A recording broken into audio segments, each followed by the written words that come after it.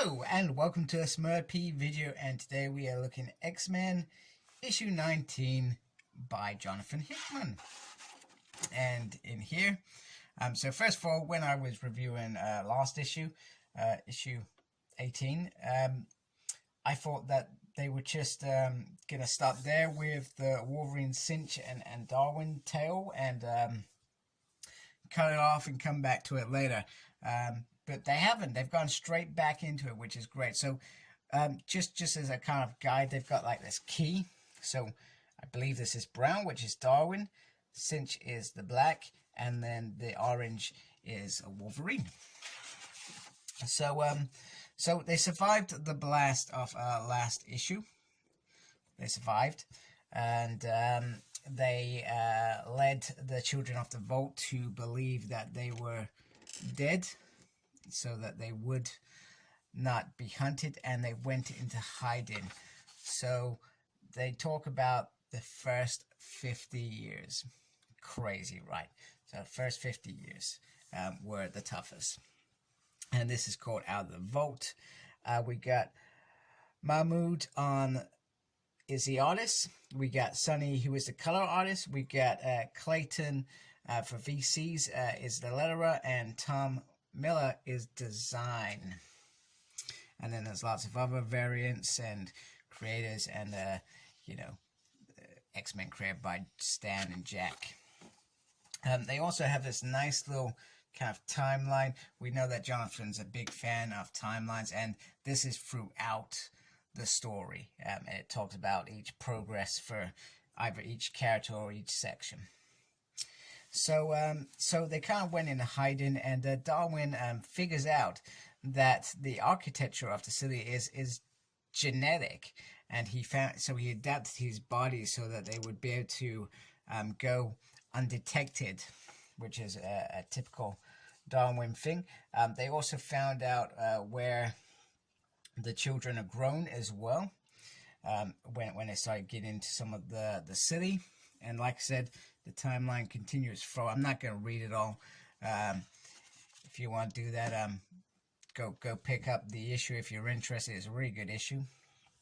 The second time that they went back in there, so basically what they would do, they would wait for these children to be asleep, or certain cycles when they could get in there, and then they would make their move to do some of their reconnaissance. Sorry, I did not say that very well. And the first time was pure luck that they got through. However, the second round, Madra sounds like perhaps a nice Indian curry, caught them, and that was the mistake.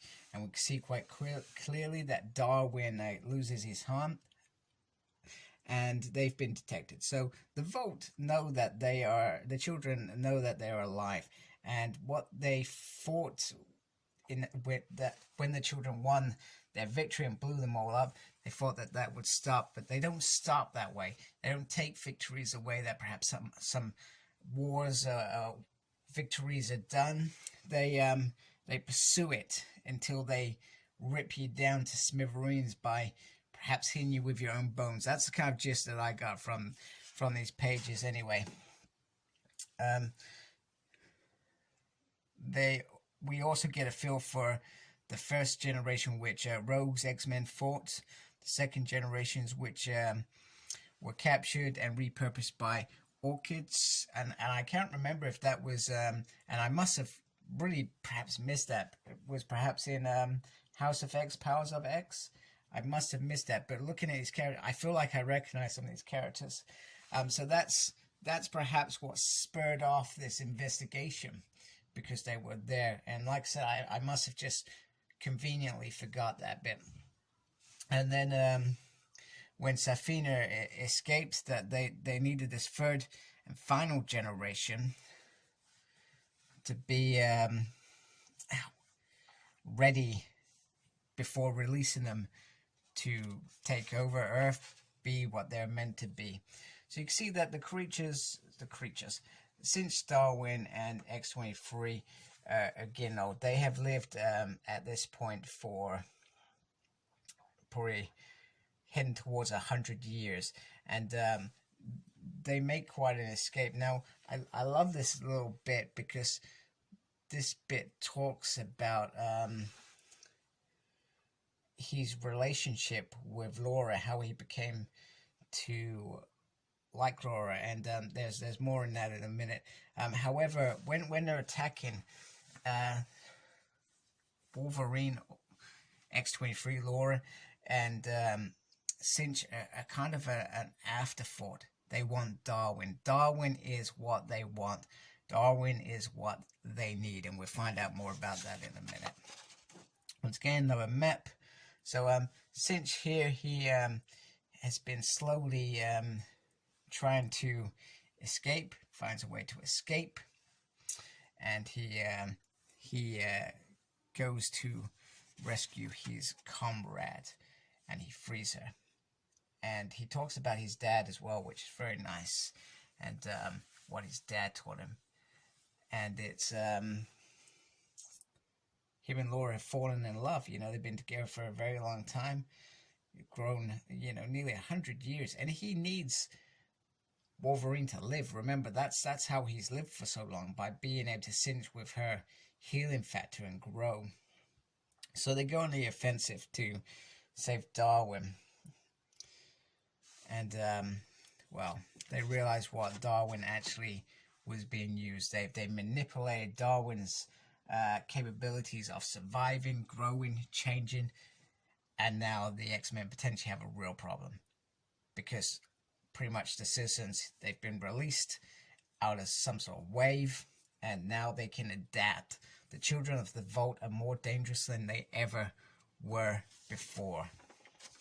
And potentially have the means to actually achieve what they've been, I guess, trying to achieve for all this time. There's an X-Men Legends 3 coming out in April 2021. I'm not sure if they're just going back and giving a new direction to that series. I mean, I love the original X Factor series. I loved X Factor Round 2, and Round 3 is my favorite X Factor of all time. So sometimes I always feel like, just don't go back. Don't recon something. Don't change it and twist it. I don't like it. It bugs the hell out of me. Let's just keep moving forward and keep making new great stories. So they're going to go through the shield. Now, they know going through the shield is bad for them. It's going to hurt. And they get through all naked and stuff because it burns you basically down there.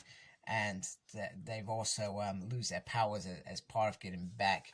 So the ex-Wolverine, I mean, you can see the lovely moment there of how much they love each other. And she says go, because even though she can't heal at this point, she can still try and fight them. And she does. And this moment feels like an homage to the Weapon X, where Wolverine's naked, he's ripping up guards and stuff. That felt very, very cool. I did like this. And then we got Cinch. He gets out. He doesn't get very far, and he calls out the Professor. The Professor reaches out to him. He saves him. And we get this nice little thought. He goes back to his father's, what his father taught him about how much he loves his mother, that he was willing to die for her. But Cinch said, and he says that's human words, not mutant words. He says love is not dying for someone, it's living for them. So we get that nice little sentiment at the end. And then we get this moment where they kind of look at each other. And because she doesn't remember who she is, because she died in the vault, she's completely a new slate, and her last memories would have been just going in there. So even though he remembers growing old with her, and she doesn't remember him at all, which made this story very, very sad. Very sad. Very sad that since Thomas, he remembers everything. He loved Laura. He had 100 years with the woman. All right, maybe they weren't together for that 100 years, but for part of that, they were. And to come out, she doesn't remember it. She's just Laura. She was just he was just we went in together. I don't remember crap about you. I never spent any time with you before. And, you know, he just says, that will work. It's beautiful. Absolutely beautiful.